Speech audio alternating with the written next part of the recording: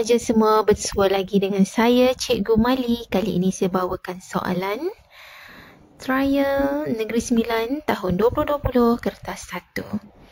Okey, saya doakan anda semua cemerlang dalam peperiksaan SPM yang bakal mendatang. Okey, kali ini soalan yang saya bawakan ialah berkaitan dengan tajuk hukum linear yang keluar dalam kertas 1. Jadi, soalannya berbunyi, rajah menunjukkan graf fungsi y sama dengan 9 per h kuasa x. Cari nilai k.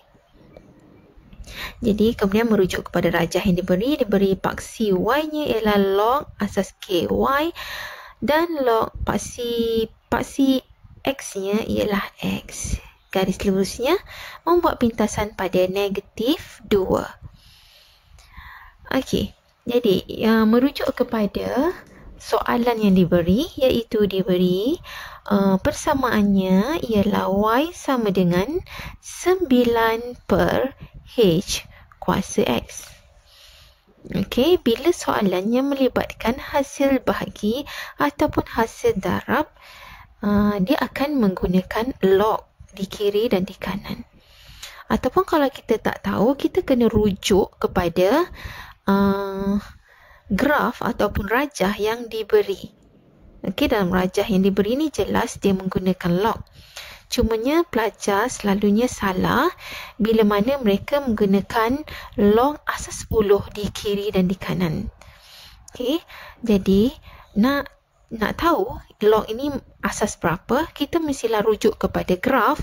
Di sini dinyatakan asas untuk log ialah log asas k. Okey, jadi bukan log asas 10. Jadi di sini langkah yang pertamanya ialah y sama dengan 9 per h kuasa x. Jadi tadi kita tengok dekat sini log asas k, jadi kita tulis di sini log asas k di sebelah kiri dan juga di sebelah kanan. Ingat ya, kalau tulis asas tolong tulis di bawah sedikit, bukan sebaris dengan log. Okey, dengan menggunakan hukum log. Okey, hukum log. Jadi di sini ada melibatkan tanda bahagi. Jadi kalau bahagi bermaksud tolak. Jadi di sini kita kembangkannya menjadi log asas k 9 tolak log asas k h kuasa x. Yang ini masih kekal sama log asas k y.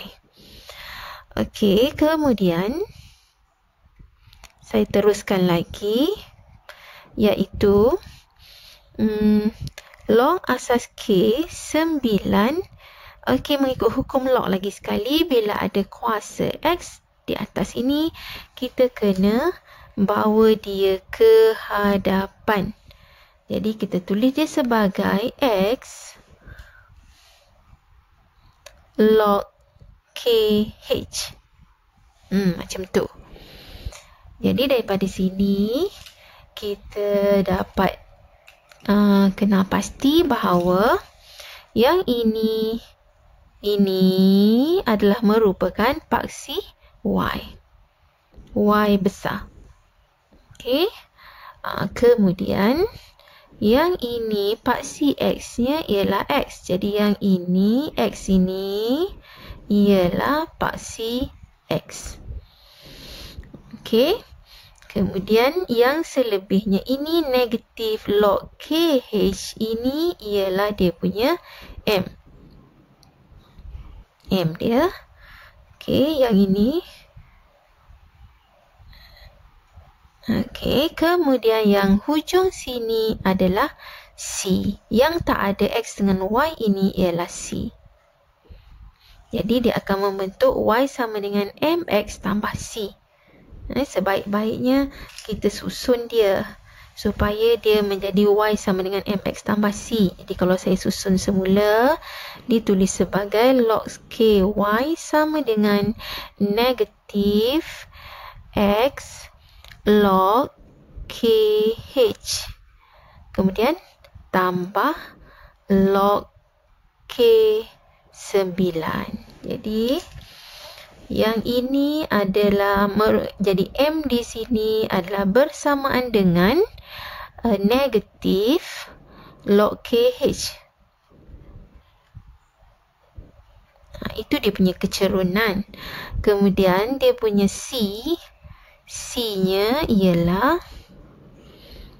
log asas K9. Ya. Jadi yang hujung sini adalah merupakan C. Kenapa dia C? Dia sebab dia tak ada X dan Y pun. Okey, jadi di sini dalam rajah kita tahu bahawa pintasannya ialah negatif 2. Jadi kita samakan.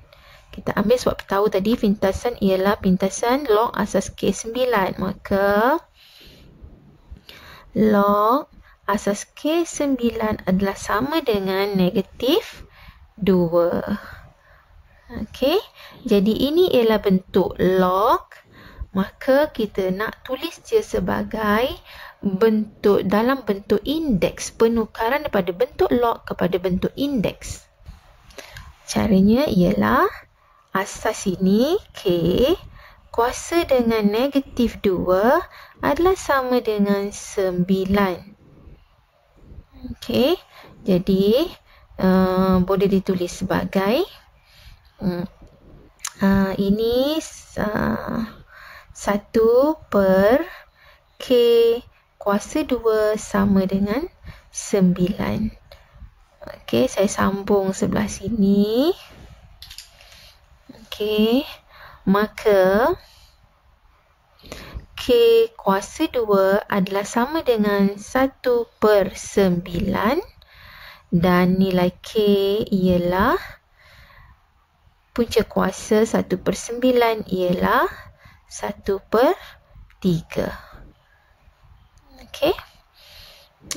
Jadi asas untuk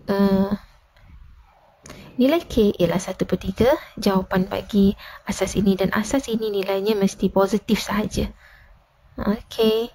Itulah cara bagaimana kita nak mencari nilai K dengan menggunakan log di kiri dan di kanan. Cumanya selalu berlaku kesilapan ialah bila mana pelajar menggunakan log asas 10 di kiri dan di kanan. Jadi untuk mengelakkan dari melakukan kesilapan, kita tengok dalam rajah adakah diberi log asas 10. Kalau bukan, kita ikut asas yang diberi dalam rajah. Dalam rajah diberi log asas K, maka kita gunakan log asas K di kiri dan di kanan.